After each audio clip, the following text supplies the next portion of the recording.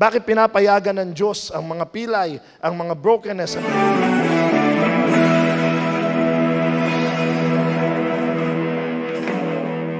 Our brokenness, our weaknesses, our limps is actually a box. It's a box that when you open, reveals gifts. Today, we're going to give you 3 gifts that limps, or brokenness, or weaknesses, or problems give us. The first box is, believe it or not, your limp can make you lead others better. Oh yes. Di ba, karaniwan nga na nating karanasan na dahil pinagdaanan mo ang isang pagsubok, ay parang, lalo na kung talagang mabigat yung pinagdaanan mong yon, nagiging otoridad ka dun eh. At napapayuhan mo ngayon yung mga maaring dumaan sa ganung pagsubok na, ay naku, pinagdaanan ko din yan. At alam mo, kaya mo yan. Ako nga, nakayanan ko yan. Mababayaran mo din mga utang na yan. Gagaling ka din sa sakit na yan. Ay naku, tawanan mo lang ng iwan sa yan. Next week, babalikan ka din yan. Yung mga ganon. No? Our limps makes us lead others, but only when you acknowledge them. Because you can pretend you're perfect, or you can embrace your limp and seek help. Ang hirap din kasi na humaharap ka sa mga tao nang pinoproject mo perfect ka, na alam mo naman hindi. Mas mabigat yun, mga kapatid. Mas mabigat. Kasi naranasan ko yan. Naranasan ko noon pag binabasa yung aking resume, pag ako iniimbita, lalo ng mga corporate talks, Brother Alvin Barcelona is a World Bank consultant. Brother Alvin is a president of, founder of his systems of schools. He is the feast builder of the... Noon, proud ako dyan, iniisa-isa. Ang haba-haba pa, pati membership ko sa Rotary Club, Knights of Columbus, di ba? Mga Boy Scout. Pero naisip ko minsan, alam kaya nila na sa likod niya mga World Bank consultant, yung mga tinapos ko, mga ganun. Ako'y nagkalubog-lubog sa utang. Ako'y sumablay minsan sa aking asawa. Hiwalay ang mga magulang ko. Kung yung kaya ang sabihin ko sa kanila, makikinig pa kaya sila sa akin? Masabagay, ang hirap nga naman ng pinakikilala kang speaker po natin, hiwalay ang magulang, at basta't gagawa mo lang ang paraan. Hindi mo naman amin ka ng amin, ulit ka ng ulit, ginagawa mong parang no. Pag sumablay ka, pag ikaw'y nagkamali, pinakikita mo, bumabangon ka. Pinakikita mo, umuunlad ka.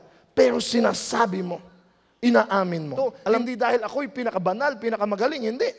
Tinatayo lang ako ng tunay na magaling at yun ang dapat yung makita siya. Para malaman nyo na ako'y sumasablay, hindi ako ito. It's about Him. So that when you look at me, then you are pointed to Him. Amen? But I love this. Gift number 2 is that it makes you love more. That's true. Your limp will make you love more. Nakakatuwa, di ba, na pag dumadaan ka sa hirap, lalo ka nagmamahal. Isipin nyo, di ba, talagang pag nagdadaan ka sa hirap, nagmamahal ka, ibig sabihin your value increases. You get that? Huh? Tingnan nyo ang Panginoong Jesus. Huh? Nakita niya ang value ng mga apostoles at nakita ng apostoles ang value ni Jesus. May maiksing kwento, ang ganda. Sabi sa Luke 9:54, Lord, do you want us to call fire from heaven to destroy them? Ang kwento niyan, si James at si John, mga anak ng kulog, sons of thunder, mainitin mga ulo nila. Sikat na si Jesus, sikat na ang kanilang Panginoon, ang kanilang Master, na pag pumupunta sa bayan-bayan, pinagkaaguluhan.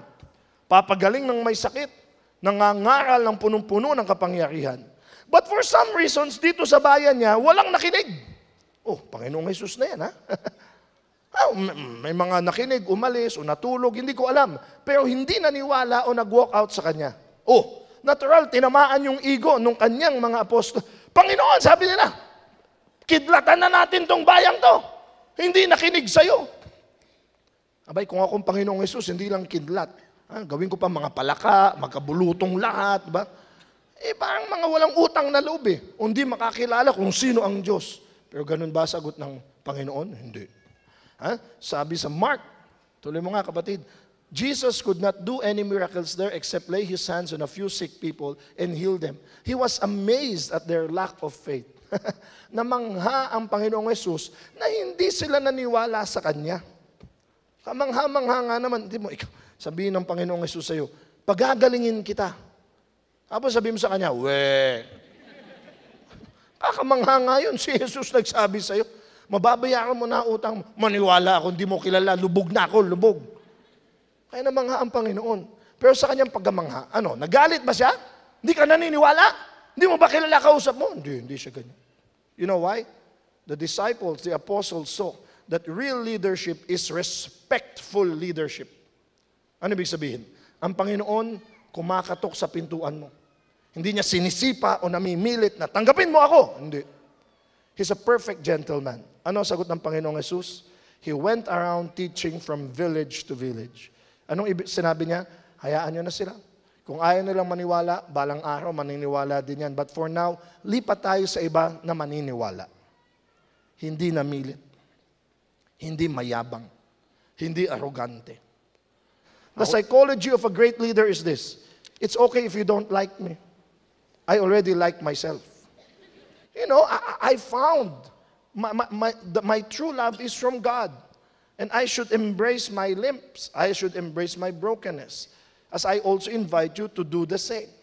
Because when you embrace your own limp, you will learn how to embrace the limp of others. Ang galing ng Diyos. Naintindihan ka niya.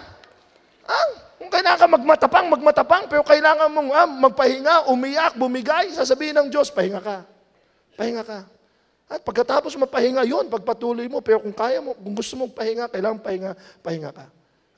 And you know, it takes humility.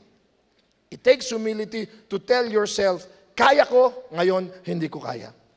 Malakas ako, ngayon mahina ako. You've got to embrace your own limp through humility. And humility, but I also want to tell you, humility is not being shy or timid or quiet. Sabi ko, well, wag namang buong buhay mo, pahinga. Wala namang mangyayari sa buhay mo niyan. Pero akala kasi lang, humility, hindi ka kumikibo, binababa mo sarili mo. No, that's not humility. Ito sa akin ang humility, makinig kayo. Sabihin mo magaling ka, ang gumawa sa'yo magaling eh. Pero sasabihin mo, magaling ako at ang galing ko galing sa Diyos. Ito pa maganda. Ang humility, magaling ako at magaling din kayong lahat. At yung kaya kong gawin, kaya din nating lahat gawin. Yun ang humility. Hindi lang ikaw magaling, lahat bobo, lahat tanga. No. Lahat tayo kaya. Humility is being a foot washer. We talked about that last Sunday. Humility is service. Kaya pag ikaw nag-volunteer, tutulong ako sa mga nabagyuhan, tutulong ako, hindi yan yabang. Pag sinabi ng iba, yabang niya, hayaan mo sila. Hindi sila pinaglilingkuran mo. Pinaglilingkuran mo ang Diyos at alam niya ang puso mo. He knows you have a humble heart because you serve. Amen? Palakpakan natin ang Panginoon. My last gift, let's go a little faster, is leaning. Your limp will lead you to lean. Sumandal. Sumandig. Dahil iika-ika ka nga eh. Kailangan mo ng tungkod. Ay talaga sasaminin ko sa inyo, ang daling pumasok sa ulo ng lahat ng ito. Pag hindi ka mag-iingat, babantayan mo ang puso mo. Pero isang paraan para maingatan mo ang pagiging mayabang is for you to be given a thorn in the flesh. Tinik sa laman. At sabi ni San Pablo, hiningi ko nga kay Lord, tanggalin itong tinik sa laman, this thorn in the flesh. Pero ang sagot sa akin ng Panginoon, hayaan mo dyan yan. Dahil sa iyong kahinaan, dun ka malakas sa pagsandig mo sa akin. Today, the Lord is inviting you to embrace your limp. Because in that limp, the Lord will enter. That wound is an opening for God to use you to bless others. I want you to put your hands close to your hearts. Kung sakaling ang iyong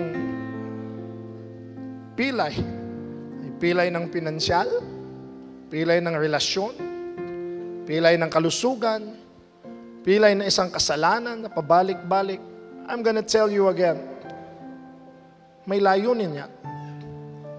Hindi Diyos ang lumikha ng iyong brokenness or weaknesses, but God can use that for you to bless others.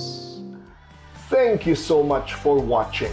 And if you were blessed by this video, please like, follow, and subscribe. And share to bless others even more. At siguradong mayroong magandang mangyayari sa'yo. God bless you!